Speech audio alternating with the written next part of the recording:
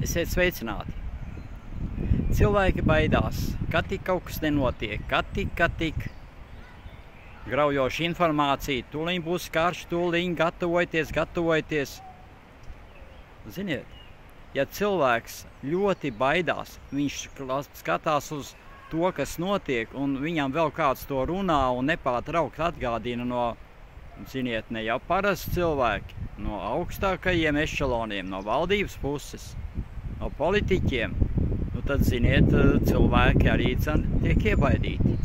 Iebaidīt cilvēks ir slims cilvēks. Nu, varbūt kādam tas ir izdevīgi, iebaidīt latviešu, jo bailes Latvijā tiek sētas vairāk kā citās zemēs.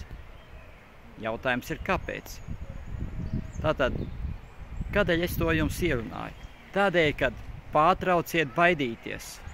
Vienkārši pārtrauciet. Dzīvojiet, vienkārši izdzīvojiet ar labām sajūtām.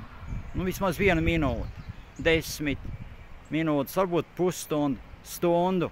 Nu, ja jūs veselu dienu izdzīvosiet ar labām sajūtām, nu, tas jau būs miljons.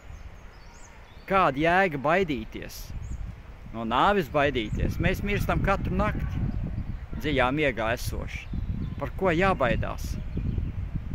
Dzīvojam ar labām sajūtām, jo mēs atrodamies miera apstākļos, ja vien mēs netiekam iebaidīti ar šausmām, ar slimībām, ar dažādām nelaimēm.